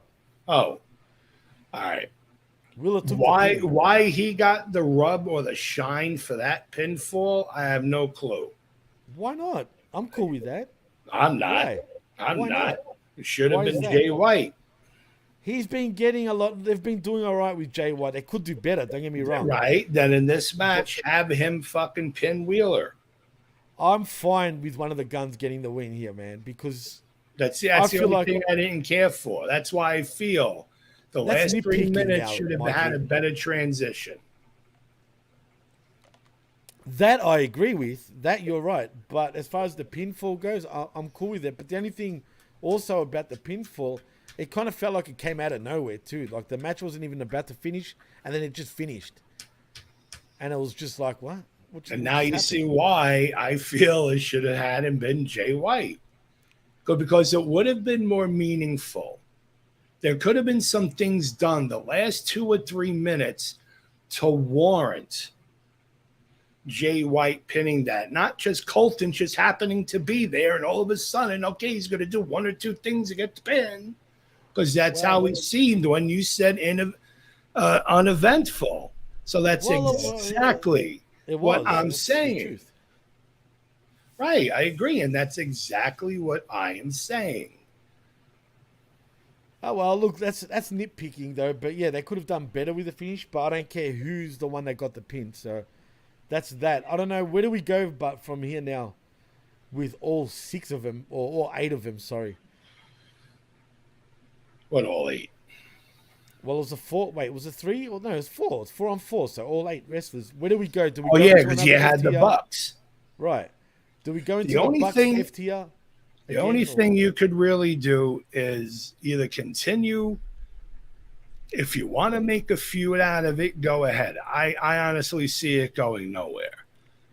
The only thing people may be interested to watch is if FTR continues banter with the Bucks. the gangs. Oh yeah. No, FTR and the Bucks. Heck, What I else can want they do fucking with Jay Bullet White. Club? What else are they going to do with Bullet Club Gold? Well, I want Seriously. White. You can do it. Look, man. Thank God for Jay White because he's charismatic and just gets it. No matter what they feed him, he makes sure he gets himself and everyone else over, dude. Okay, but that still doesn't answer my question. I have no idea what you do with them because it's AEW. I don't even know if they know what the fuck's going on. Obviously, they don't. Right. But as long as they're still on television, it's all good. All right. Well, the only thing, because you're saying it's AEW now, the Well, only it's thing true. that people that are AEW fans may want to see is just the Bucks and FTR. Have them continue that program. But then it's going to suck because then you have nothing for Gold to do. Well, if I was AEW, I'd get Gold winning the tag championships, right? And then from there, work out a feud with the, or you could go a 3-way tag team title match for, I can see them doing that because it's AEW. I don't know why. I just can see that happening. I don't know what we do right now because even these matchups are kind of weird, to be fair. It kind of was, and it was kind of put together the last 2 weeks for this, really. Just like actually, no, maybe even 1 week this was thrown together and spun out. Every match was set up like that. Hey, Jay White was on All In, wasn't he? And all of them Yes. were.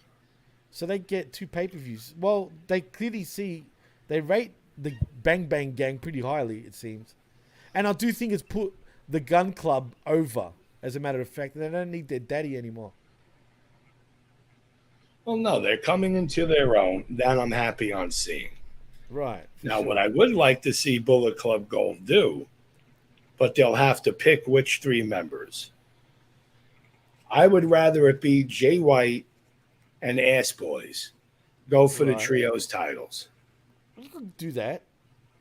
I'm cool with that, but then that leaves out Juice Robinson. They need one more member to even shit out a little bit. Possibly. They could do that in the future, but Robinson could go for other singles titles. There's plenty of them. Heck, if I was AEW, I'd have the Elite and the Gold get together, man, as Bullet Club Gold, but that's just me. Or Golden Elite. Well, there's already a Golden Elite, unfortunately, but yeah, you could call that. You could say that. But when you add Kota Ibushi is when they're the Golden Elite, though, with the Elite. But I don't care or think of Ibushi. I like Ibushi. He's gone wacky, though, these days, so I don't know what's going on there. But wacky chappy. Again, you win gold for the Racist Olympics tonight, Mikey. Gold medal for you, my friend. Thank you, sir. Thank you. No worries. I try very little. Well, anyway, Bullet Club Gold win by pinfall with a lateral press from Colton onto Cash. And that's that. What happens from here, we don't know. But we'll see. We'll see what happens. Now we're off to the main event, Mike. We're finally here. Thank God. It is. Thank God indeed. It is Jon Moxley versus the damn Orange in Cassidy for your AEW International Championship in the fucking main event. And How this weird, is right? a terrible, you have your champion. fucking title to have for a main event. Right, that's what I was going to say. You have your champion open up the damn pay-per-view, right? Only for fucking this match to be your main event. Anyway, I wasn't going into this with... I knew what type of match it was going to be, and it's exactly what it was, right? And yeah, fuck. If you're into these matches, it was a great fucking match. But if you're not, and you've seen all this shit before, like me anyway, I wasn't a real big fan, except for the end. I liked that Orange was like, fuck you, flip the bird. Only for Moxley to put him out of his misery like he was, old dog Yeller, and put him to death, basically. And it was a bloodbath, dude. Orange was bleeding from everywhere. I mean, it looked pretty brutal. Moxley wins via the Death Rider with a high-angle Death Rider, put him out of his misery to become your new AEW International Champion. Now, say what you want about Mox. I can't stand his style, but he truly is the MVP of AEW when they need someone to step up. Agreed. All right, where do I go with this? Again, I'm not going to say I was happy it's over because I did enjoy whatever I did enjoy in this match. What I did not care for was the same as the Take a Shit match with Omega. Yeah. The false finishes from the half point on, the false finishes got to be too many. especially the last 4 minutes of the match. Right. Where you're doing shit that nobody should be able to get up off the fucking mat. Oh, no. It's At fucking all. ridiculous, And you know what I'm talking about, Jimmy. Those 3 moves that were done should have laid out a fucking rhino. Yeah. But Not yeah, Orange. Right, but not Orange or not Moxley.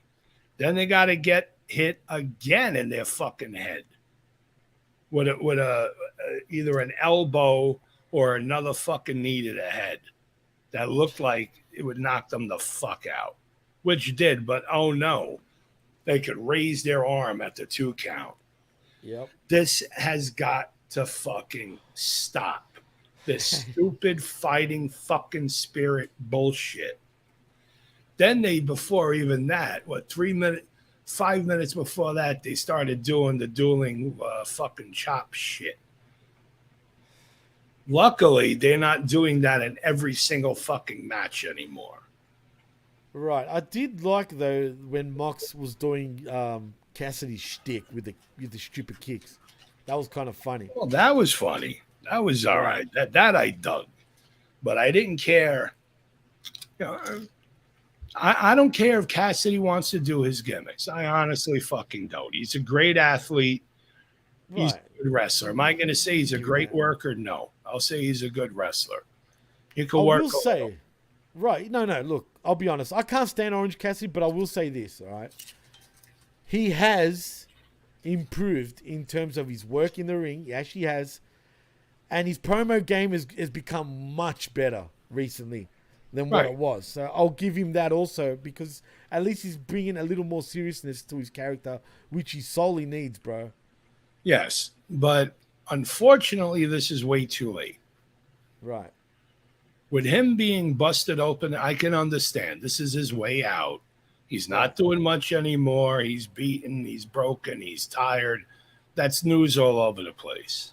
Right. The blood was just the icing on the cake. It's Mox, dude. I know. I understand that. But for the blood to really mean something, why do the 4 false finishes they fucking did on Cassidy? Or was it 3? Whatever it was. I think it was 4. Okay. Then why do that? Because it makes all the fucking busted open and all that Orange had to fucking fight and pull through almost worthless. Look, you're right. Again, I totally agree with you. But the only sensible thing I can figure out here and why they would have done that is because he's been on such a fucking strong run defending that damn international belt, beating absolutely every Tom, Dick, and Harry. I can understand why it needed that much to beat the guy because of the way they've built him. That's the only reason why. The way they built who? Cassidy. Orange Cassidy, right. Hence why it probably took so much to get the win on him in the end. So I can understand that aspect. But in saying that, I don't think they even thought that way, to be honest. Probably I not. don't think absolutely not. And and this says in the chat, he is a one-trick pony that doesn't make him special. This match sucked serious balls and OC didn't need to be bleeding all over the motherfucking place. And she also says, I like Orange better than Mox. And the last thing she said, blood means absolutely nothing in Mox matches because there is blood in 98% of Mox matches regardless of where they take place. That's the problem, Liz. I don't get his obsession with blood, dude. But I think he's got a fetish for blood, bro. Straight up. Like, he probably... no, I won't even go there, but... I'm sure he doesn't care when Renee's on his rags. Seriously. Ever since Mox started on the Indies, he's had a tick that he emotionally gets off on blood and violence. I know. I remember his runs in CZW and all that shit, his backyard shit. Before he really gets off on it. Yeah, well, clearly. Dude, I'm serious. Go to some of the clips in WWE. Bro, I've read his book. When he was Moxley, Ambrose. Yeah, I know his history. With the Shield, the times where they had very brutal things doing to their opponent. And you'll see literally Moxley doing this. I'm not kidding. Like he's loading right in his underwear. He's been doing that since CZW. Yeah, fuck CZW, man. Fuck that company. I mean, the fact that it's still around is fucking crazy for me. But, but you know, well, GCW is really the new fucking CZW because of what's his name, Lauderdale. Right. Because he used to, well, not own CZW, but he used to work for CZW. He was a ref, wasn't he, in CZW? I think that, and he used to do a lot of office work. Yeah, I'm sure you did. What's his name? Lanzig was the one that owned CZW, or still does. Oh, yeah. Right. Anyway, he's another banana. Fucking don't even get me started on him. But whatever, man. Deathmatch bullshit. Mox has got to relax on the deathmatch shit. But in saying that, like I said, hate him or love him, the guy really has been the MVP in some ways, whether you like it or not. But you got to give the credit where credit's due for AEW, because the guy was meant to take a break. All right, if you remember. He actually didn't because of the Punk bullshit and all that shit that happened. And the guy's still working at 100 miles an hour. Whether I liked his work, that's another story, because I don't. And you're right, Liz. Why do we need this much blood, especially on Orange? But it's Mox. What can we say, man? It is what it is. Anyway, Mox wins the match. Cool, I guess. Now we're going to have him as your international champion. Apparently, Cassidy goes on a holiday now for a few weeks, so it seems. I guess he's earned it, right, Mikey? I guess. I think. Oh, he's very well earned it. Right. Oh, well, anyway, so let's take it home now, Mikey. So in saying that, though, what would you give the show between an A and an F?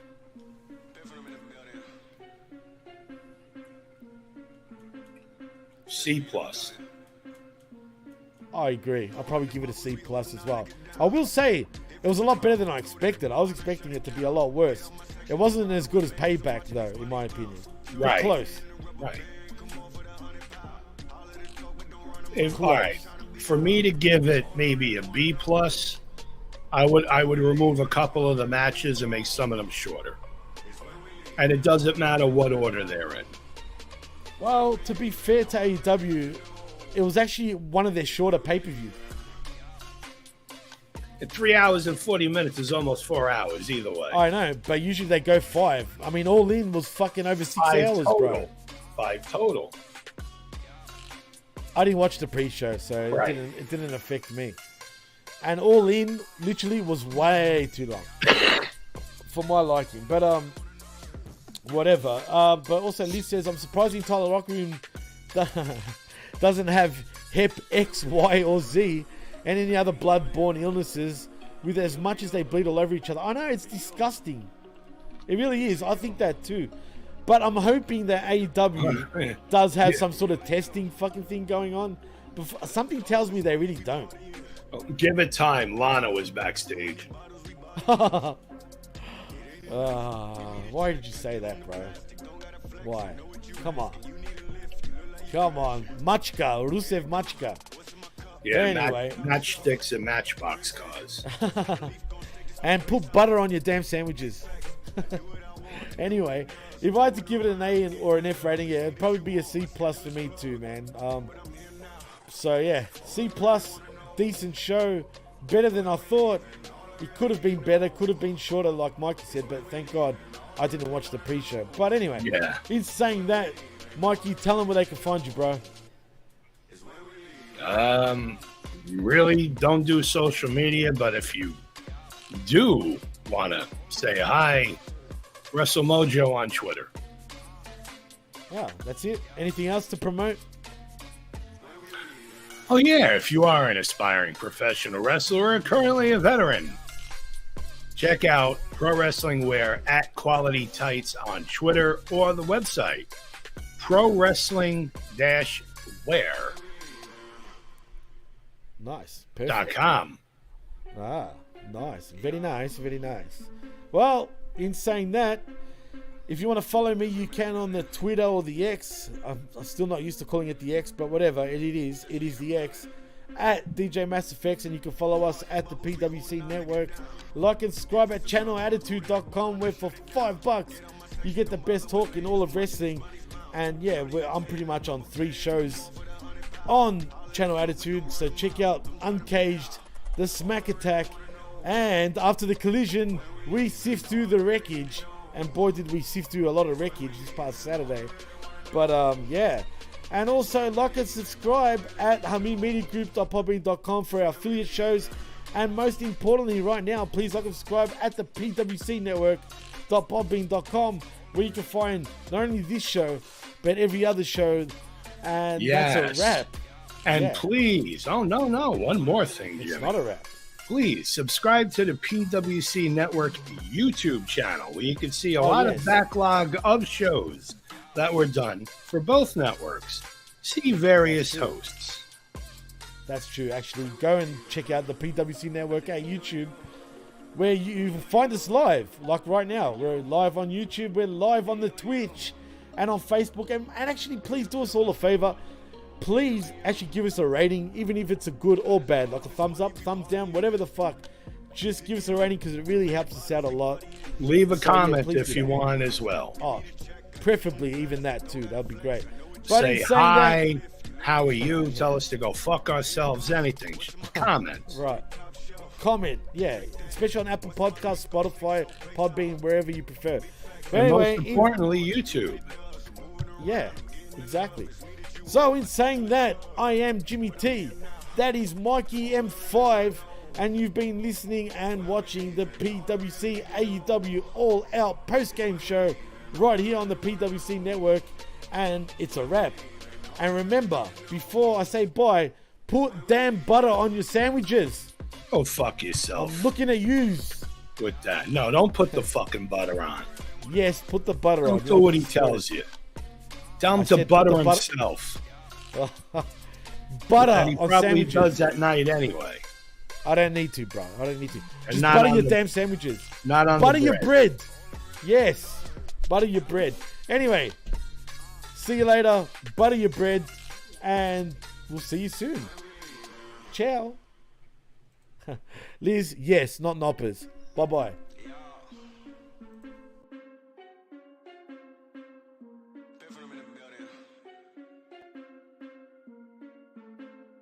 Since we in the building. Pour out the bubbles, we holding our liquor down. If it's a problem, I'll go to the bar and I shut it down. Get out my section, don't bother with lames. I'm watching these bunnies bounce. Shorty, you tan the rubber band. Piff them in the building. Since we in the building. Pour out the bubbles, we holding our liquor down. If it's a problem, I'll go to the bar and I shut it down. Get out my section, don't bother with lames. I'm watching these bunnies bounce. Shorty, you tan the rubber band. Come on for the 100 pound. All of the talk, but don't run them out. I'm trying to be out. All I really wanna know, when we leaving. All I really need to know is when we leaving. All I really wanna know, when we leaving. All I really need to know is when we leaving.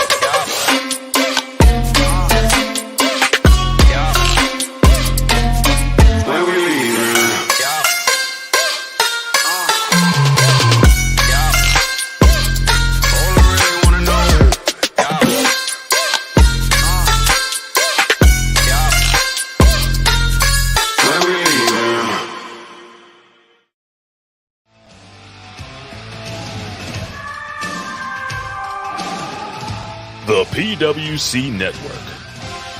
What the world is watching and listening to.